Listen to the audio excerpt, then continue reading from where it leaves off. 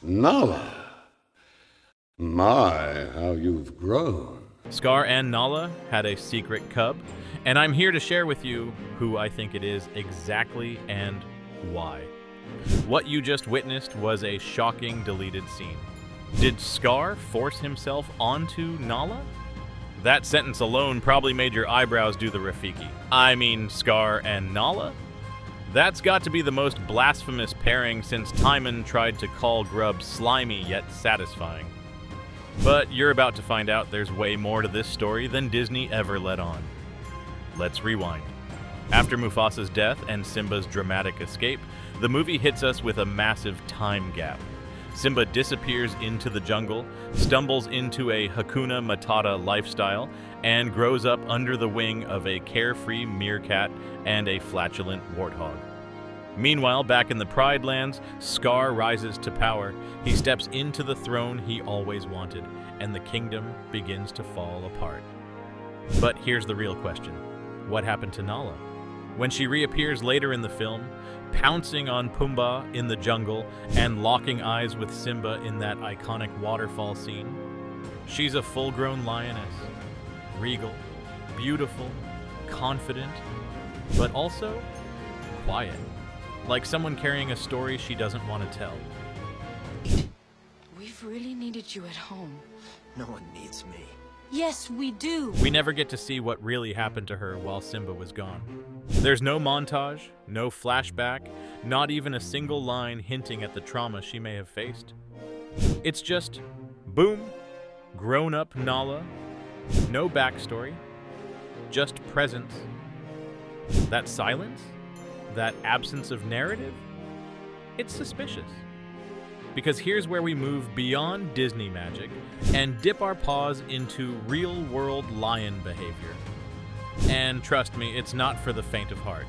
In the wild, when a new male lion takes over a pride, it's not a peaceful transition. It's brutal, it's bloody.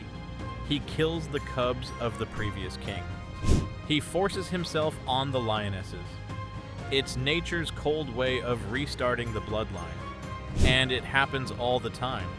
So think about it. Scar takes over after Mufasa's death. He becomes king. The lionesses remain in the pride. Nala doesn't escape until much later. If Disney was borrowing from even a shred of realism, and remember, they were inspired by both Hamlet and nature documentaries, then the pieces start lining up in an unsettling way. Scar, for all his villainy and dramatic flair, was still a lion. A real male lion in a position of dominance. And in a lion pride, dominance comes with expectations. Scar didn't just want power, he wanted permanence. He needed a legacy, a blood heir to ensure his reign lived on after he was gone. In the original 1994 film, Scar is never shown with a mate, not one. Not even a single lioness standing beside him. But he does confront Cerebi at one point, scolding her for not being loyal.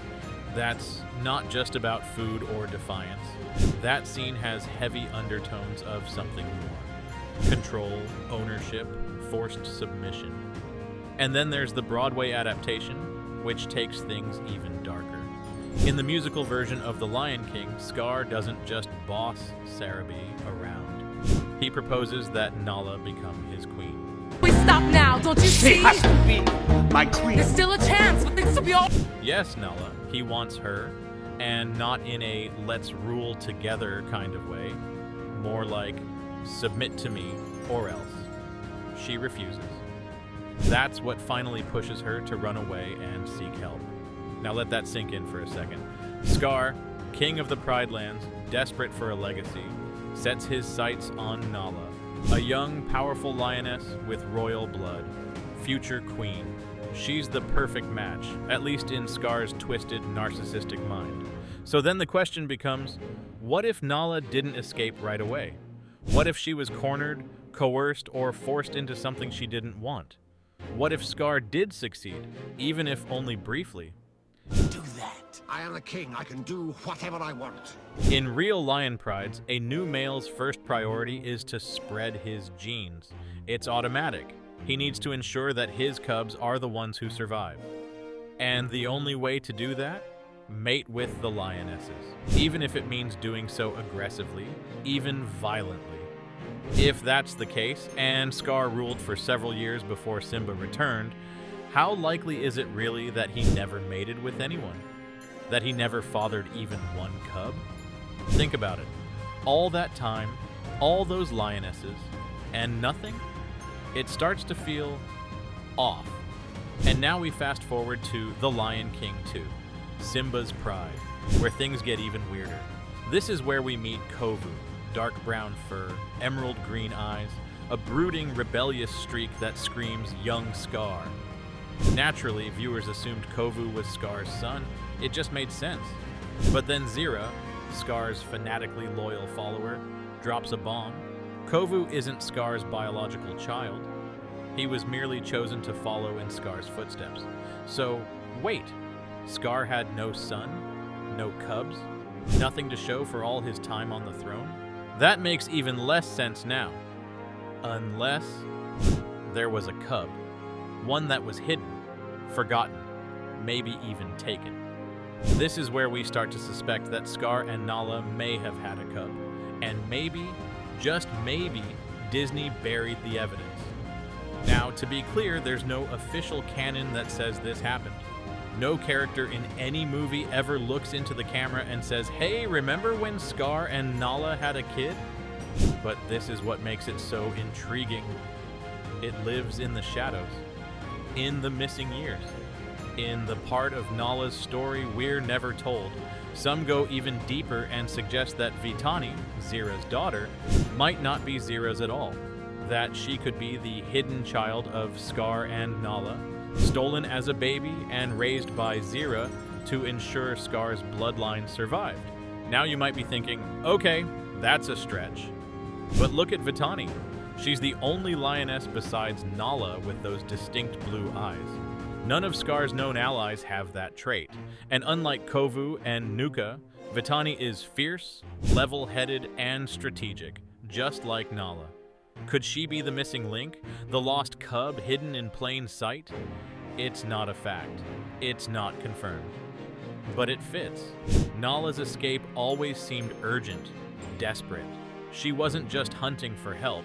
She was fleeing something, or someone, maybe even protecting someone. What if she wasn't just running to save the pride? What if she was running to save her child? It reframes everything. That reunion with Simba in the jungle. Maybe it wasn't just old love reigniting. Maybe it was relief, safety, a moment where she could finally breathe again after years of fear and trauma. Maybe the real fight against Scar wasn't just about the throne, it was about protecting what mattered most. Now let's pause for a reality check.